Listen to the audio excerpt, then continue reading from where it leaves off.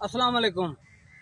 खान साहब तुहाडी मेहरबानी आ जे खुदा नूं मनदे जे ना, खुदा ते तुहानूं यकीन है भी खुदा है तो तुसीं इकतदार छड्ड दिओ। आ मेरी हालत वेख लो यार पाकिस्तानियों, खुदा दी कसमें आ मैं 600 रुपये दिहाड़ी ते पट्ठे वड्ढण डिया किसे दे। मैट्रिक पास हाँ मैं।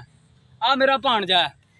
खान साहब सुनी जाइयो, मैट्रिक पास की है इन्हें, कालेज पढ़न जोगे पैसे नहीं है ये कोल। शहर 20 किलोमीटर दूर है, 125-30 रुपये का पेट्रोल लगता है आन जान का, 50-100 रुपया रोटी का भी यदा लगता है। 18,000 रुपया असी कमाने आ, 3,000 तुसी बिजली का ठोकते हो, घ्यो तुसी 350 ते पहुँचाता, चीनी 120 ते पहुँचाती, पेट्रोल 125 ते। खुदा दा वास्ता खान साहब या तो सानू मार दियो या तो तुसी गरीब ही खत्म कर दियो। खुदा दा वास्ता मेरे ना पट्ठे वड्ढण डिया गरीब। आह मैट्रिक पास, कालेज पढ़न जाता, कालेज पेट्रोल के पैसे नहीं पूरे होंगे। मार तो तुसी महंगाई ना दिती आवाम, आ तुहाडे अगे हथ बन्ने सानू जानों भी मार दिओ ना, होवांगे ना आ रोना पिट्टा असी पावांगे।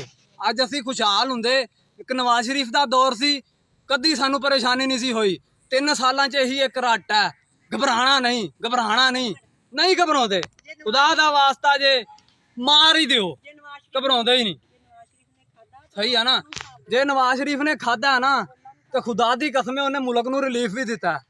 असी खुश सी, गरीब खुश सी। आ तुहाडे अगे हथ बन्ने आ खान साहब, खुदा दा वास्ता है आ जेड़े एसियां दे विच बैठे ने ना, एक बारी तुसीं इन्हां नूं साडी जगह ते लिया के खड़े करो, सुबह तो लैके शाम तक वाओ, 600 रुपया इन्हां नूं दिहाड़ी दिओ, फिर मैं देखूंगा तुहाडा गुजारा हुंदा।